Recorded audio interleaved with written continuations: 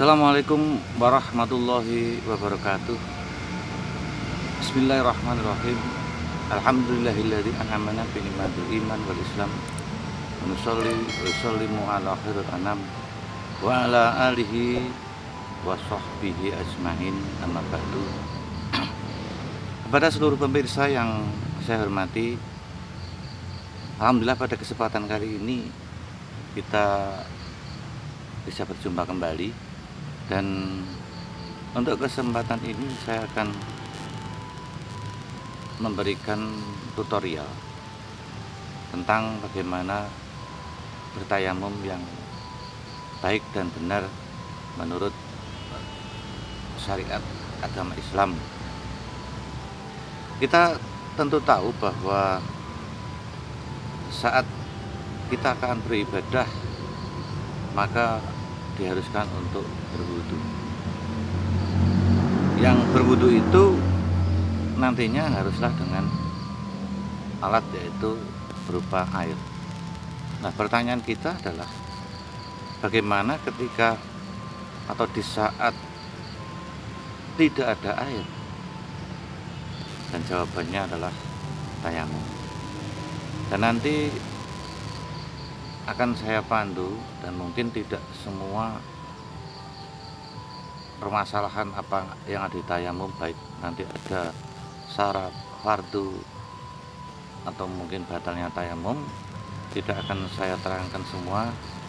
Namun yang kali ini yang akan saya bahas adalah cara atau praktek bagaimana melakukan tayamum secara baik dan benar. Dan mari nanti akan saya pandu dengan salah satu santri, dan mungkin saya akan pandu lewat belakang. Mari kita mulai. Dalam kondisi saat tidak ada air, maka Islam telah memberikan kemudahan kepada kita untuk bertayamum.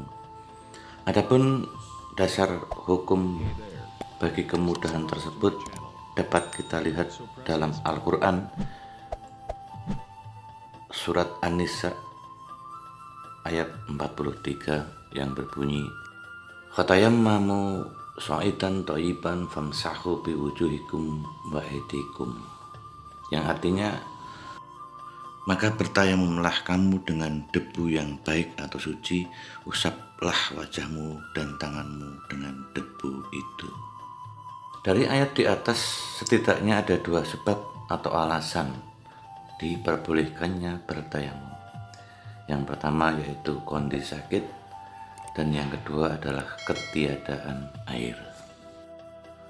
Beberapa ulama menyimpulkan ada 4 alasan diperbolehkan bertayamum.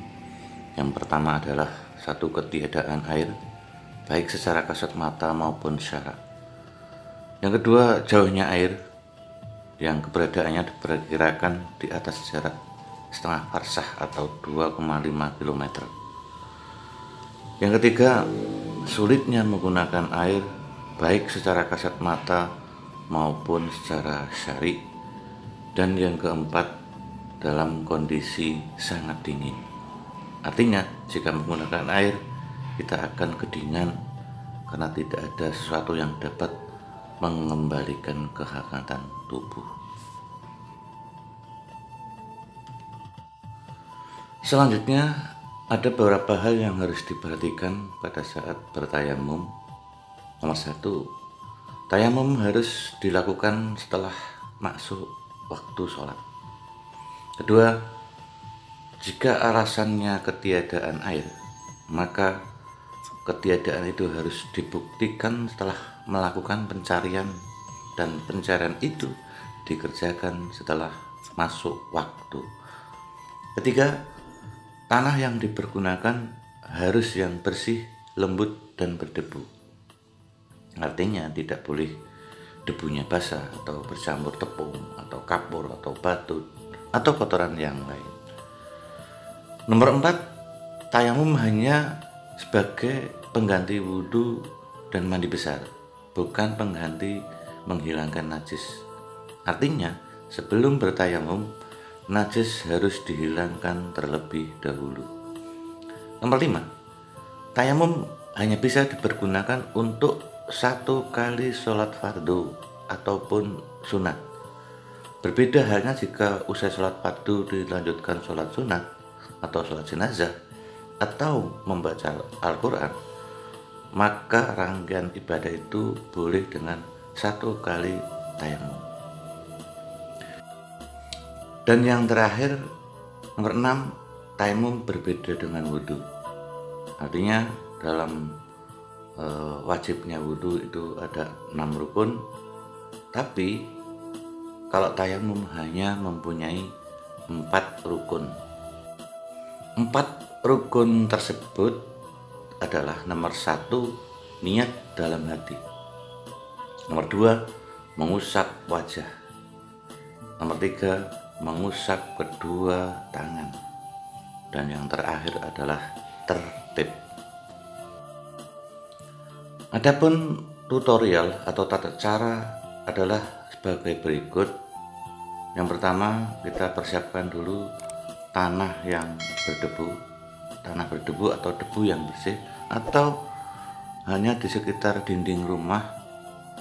Namun harus kita lihat dulu apakah bersih atau tidak dinding tersebut. Selanjutnya, dalam keadaan menghadap kiblat, ucapkan basmalah, lalu letakkan kedua telapak tangan pada dinding ataupun debu dengan posisi jari-jari tangan dirapatkan. Maksudnya dirapatkan ke tembok tersebut. Setelah kita angkat, lalu usapkan kedua telapak tangan pada seluruh wajah disertai dengan niat dalam hati. Salah satu dengan redaksi niat berikut: nawaitu tayamumi listibahati sholatil fardi lillahi ta'ala. Artinya, aku berniat tayamum agar diperbolehkan sholat fardu karena Allah Ta'ala. Perlu diingat bahwa tayamum hanya diberi kesempatan 2 usapan atau 2 pukulan. Kemudian yang kedua, letakkan kembali telapak tangan pada dinding ataupun debu. Kali ini jari-jari direnggangkan serta cincin yang ada pada jari jika ada dilepaskan sementara. Maka dari itu pemirsa harus berhati-hati untuk pelaksanaan ini. Kemudian tempelkan telapak tangan kiri pada punggung tangan kanan. Sekiranya ujung-ujung jari dari salah satu tangan tidak melebihi ujung jari telunjuk dari tangan yang lain. Kemudian dari situ usapkan telapak tangan kiri ke punggung lengan kanan sampai ke bagian siku, lalu balikkan telapak tangan tersebut ke bagian dalam lengan tangan atau naik seperti itu. Kemudian usapkan hingga bagian pergelangan. Jadi jangan sampai telapak tangan ini yang satu dipegang karena nanti akan mustakmal. Kemudian sebaliknya, yang telapak tangan tadi belum diusapkan, maka diusapkan kembali sampai ke siku, kemudian diputar, kemudian naik sampai ke atas pergelangan tangan yang satunya lagi. Dan perlu diingat, ini diulangi kembali dari awak belakang, nah itu sampai mementok ke lengan. Sama halnya dengan berwudu, maka tayamum pun sebagian ulama untuk tetap membaca doa bersuci seperti halnya doa berikut: asyhadu an la ilaha illallah wahdahu la syarikalah wa asyhadu anna muhammadan abduhu wa rasuluh. Allahumma ij'alni minat tawabina waj'alni minal mutatahhirina waj'alni min ibadikas sholihin. Subhanakallahu wa bihamdika asyhadu an la ilaha illa anta astaghfiruka wa atubu ilaik. Amin amin ya rabbal alamin.